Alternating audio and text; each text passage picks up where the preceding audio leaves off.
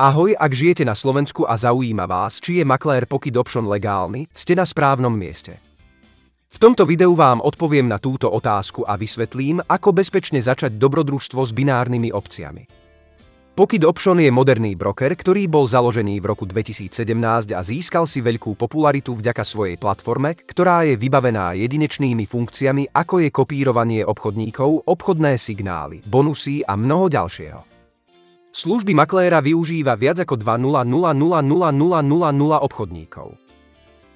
Nie je preto prekvapujúce, že platforma získava popularitu v čoraz väčšom počte krajín a niektorí sa zaujímajú o zákonnosť tohto makléra. Je teda Pocket Option vo vašej krajine legálny? Áno, absolútne. Vzhľadom na to, že maklér sídli v Karibiku, nespadá pod jurisdikciu žiadnej krajiny. Jediné obmedzenie, ktoré s tým súvisí, je skutočnosť, že maklér nemôže vykonávať propagačné kampane v krajinách, kde sú binárne možnosti zakázané. Ak chcete otvoriť demo účet z Pocket Option, stačí ísť na webovú stránku makléra, na ktorú nájdete odkaz v popise, a potom vpravo zadať svoju e-mailovú adresu a heslo. Potom potvrďte vytvorenie účtu pomocou tlačidla. Po otvorení účtu budete automaticky presunutí do obchodnej platformy.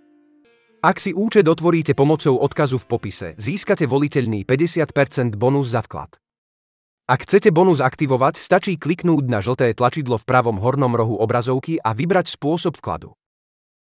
Vklad môžete uskutočniť pomocou online peňaženiek alebo kryptomien. Po overení svojho účtu budete môcť vykonať vklad aj kartou.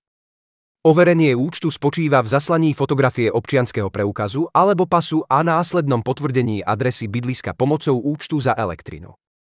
Prípadne môžete zaslať výpis z bankového účtu na potvrdenie svojej adresy. Dúfam, že sa vám video páčilo. Ak áno, prihláste sa na odber môjho kanála a lajkujte toto video. Do budúcna.